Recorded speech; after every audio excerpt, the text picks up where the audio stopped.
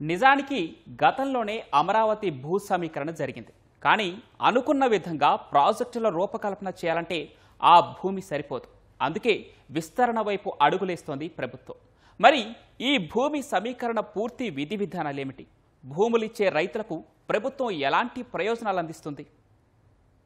సమీకరించే ప్రాంతంలో Andhra Pradesh capital region భూ సమీకరణ పథకం 2025 నియమాలను వర్తింపజేయనుంది ప్రభుత్వం. వీటిపై గతంలోనే నిర్ణయం తీసుకున్నారు. భూమికి బదులు రైతులకిచ్చే ప్లాట్లను ఏపీ సిఆర్డీఏ చట్టం 2014లో సెక్షన్ 43(3) కింద ఇవ్వనున్నారు. గతంలో భూ సమీకరణ జరిగినప్పుడు తుళ్లూరు మండలంలోని 27 గ్రామాల పరిధిలో భూములు తీసుకున్నారు. 3 గ్రామాల్ని మినహాయించారు. అప్పట్లో రైతులు తమ భూములు తీసుకోవాలని కోరారు. ముందుగా అనుకున్న ప్రణాళిక ప్రకారం ముందుకెళ్తామని, అవసరమైతే రెండో విడతలో తీసుకుంటామని ప్రభుత్వం చెప్పింది. ఆ ప్రకారం కూటమి ప్రభుత్వం ఏర్పాటయ్యాక రెండో విడత భూ సమీకరణను ప్రకటించారు.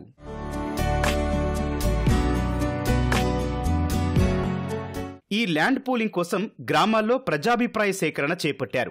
ఈ సమయంలో పెదపరిమి మినహా మిగతా గ్రామాల్లో రైతులు భూ సమీకరణకు ఏకగ్రీవంగా ముందుకొచ్చారు. పెదపరిమిలో మాత్రం భూముల ధరలు ఎక్కువగా ఉండటం వల్ల రైతులు అంగీకరించలేదు. ఆ ఒక్క గ్రామాన్ని సమీకరణ నుంచి మినహాయిస్తే అభివృద్ధి పరంగా ఆటంకాలు తలెత్తే అవకాశముంది. అందుకే రైతులను ఒప్పించే దిశగా ప్రభుత్వం చర్యలు చేపట్టింది. అమరావతితో పాటు ఆ ప్రాంతాన్ని కూడా వేగంగా అభివృద్ధి చేసేలా ప్రణాళికలు రూపొందిస్తోంది. అమరావతిని రాజధానిగా పార్లమెంటులో ప్రకటన చేయడంతో పాటు గెజిట్ జారీ చేయాలని కోరుతున్నారు. తద్వారా భవిష్యత్తులో తమకు ఇబ్బందులు రావని రైతులు భావిస్తున్నారు. కీలకమైన మౌలిక వస్తుల ప్రాజెక్టులు ఈ ప్రాంతంలో వస్తుండటం వల్ల ఉద్యోగ, ఉపాధి అవకాశాలు మెరుగవుతాయని స్థానికులు భావిస్తున్నారు.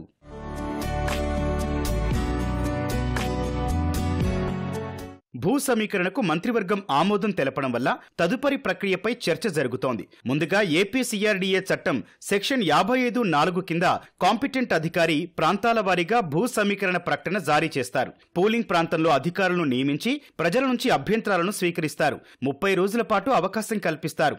అనంతరం భూముల సరిహద్దులు, విస్తీర్ణాన్ని సర్వే చేస్తారు. అంగీకరించే రైతుల నుంచి సెక్షన్ 48(1), 50 ప్రకారం దరఖాస్తులు స్వీకరిస్తారు. రైతులిచ్చిన దరఖాస్తులను ఆమోదించిన తర్వాత రిటర్నబుల్ ప్లాట్లతో పాటు మిగతా అవసరాలకు భూ కేటాయింపు చేస్తారు. భూ సమీకరణ చట్టంలోని సెక్షన్లు 44, 53కి అనుగుణంగా 50% భూమిని అభివృద్ధి అవసరాలు అంటే పార్కులు, ఆట స్థలాలు, తోటలకు, రోడ్లు, సౌకర్యాలు, సామాజిక సదుపాయాలు, గృహాలకు కేటాయిస్తారు. సెక్షన్ 57(2) ప్రకారం తుది నోటిఫికేషన్ జారీ చేసిన తర్వాత భూమి సిఆర్డీఏ పరం అవుతుంది. సెక్షన్ 57(3) ప్రకారం రైతులకు భూ సమీకరణ యాజమాన్య ధ్రువపత్రాలు ఇవ్వనున్నారు.